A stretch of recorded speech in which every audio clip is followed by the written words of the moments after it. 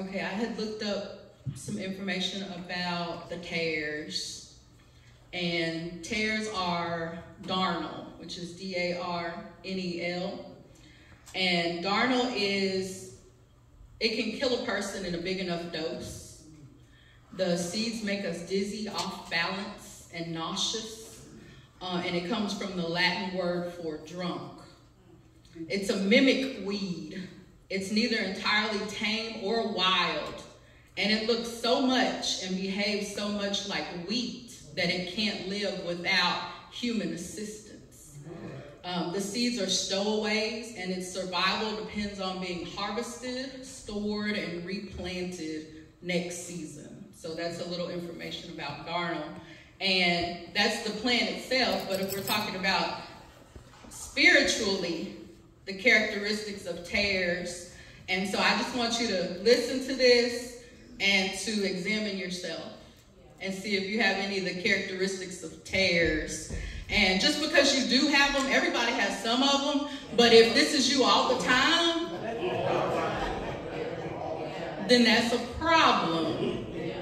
So the characteristics of tares, they are disobedient. So you will know them by their fruit. And that's found in Matthew, the 7th chapter, verses 20 through 23. So those people that always break the law of God and make up excuses for it and say, the Lord knows my heart, or, something like that. Okay, they are pretenders. They have fake spirituality. Acts, the 5th chapter, verses 1 through 3. That's like Ananias and Sapphira that wanted to look good in front of people, but were not really in their heart doing the right thing. They were lying. They are arrogant and self-righteous. 2 Corinthians, the 11th chapter, verses 14 through 15, which talks about Satan as an angel of light. So those people that possess an air of moral superiority, they're better than you. And they like to look down on you and tell you because they gave, $50,000 to the church or whatever, they're better than you. Moral superiority. They falsify salvation, so they teach that salvation is through your deeds and not by grace through faith. So we know that we believe that it's just Jesus. That's how we got saved, was through Jesus. So when you add something to it, when you say Jesus plus, that's a problem. Galatians, the 1st chapter, verses 8 through 9. They battle incorrectly. They focus on fighting battles that are not about evangelism or about, saving people, trying to bring people to Christ. And that's found in Ephesians, the 6th chapter, and the 12th verse, which talks about us wrestling not against flesh and blood, but against principalities. They want to fight people and not really the real enemy. They are sensual, which means they're sexually immoral, which is found in 2 Peter, the 2nd chapter, verses 1 through 2. They are never wrong. They believe they have a higher knowledge.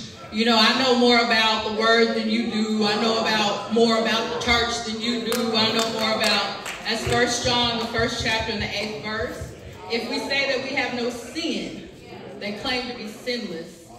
Number 8, they are church leaders. And when they want to be the head and not Christ. They don't want to submit to the headship of Christ and do what God wants us to do. They want to lead it. It's going to be my way or the highway. They're controlling and accusatory. 3 John verses 9 through 11. And number 9, they title themselves. Revelation, the 2nd chapter and the 2nd verse. Those who call themselves apostles, and they are not. They wear self-imposed labels. They have to make themselves be like the grand high muckety-muck of muckety-muckiness. Those are tares. So I just invite you to examine yourself and your own spirituality and your Christianity and see if you're behaving as weak as we should be or as a tare.